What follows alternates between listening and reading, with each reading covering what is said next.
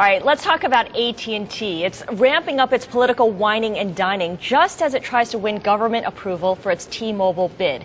Our chief Washington correspondent, Peter Cook, has more on who's benefiting and why. And Peter, I remember cupcakes to the FCC. Now what? Well, that's right. Well, now AT&T is perennially, Scarlett, one of Washington's biggest spenders when it comes to lobbying and political fundraising, but it's stepping up its game at a critical time because of the T-Mobile deal, or at the same time as that T-Mobile deal.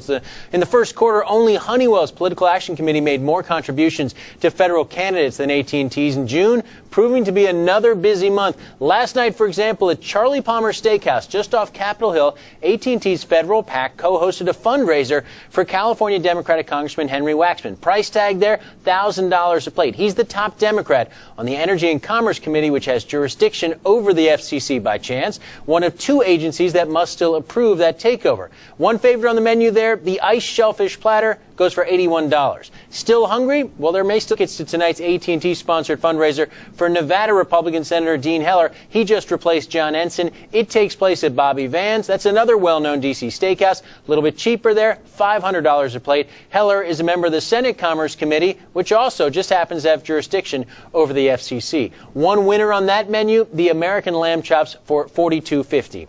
And once you've digested that meal, you should circle June 22nd on the calendar because AT&T's PAC co-hosts another luncheon fundraiser there. It's at Wolfgang Puck's, The Source, and it benefits North Carolina Democratic Senator Kay Hagan. The price tag, again, $1,000 a plate. The drunken noodles with shrimp at The Source, Scarlett, particularly tasty. It runs $26.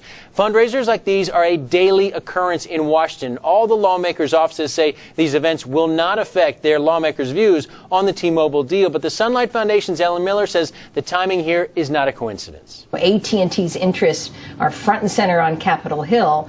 It is not at all surprising to see them stepping up their game, whether it comes to lobbying members of Congress, holding events for them to help them raise money, or adding additional campaign money.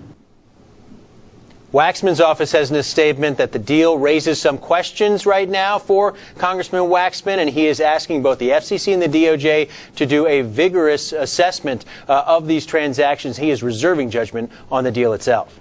But the congressmen and congresswomen are certainly eating well in the meantime. Thanks so much, Peter. That's certainly Peter Cook right. in Washington.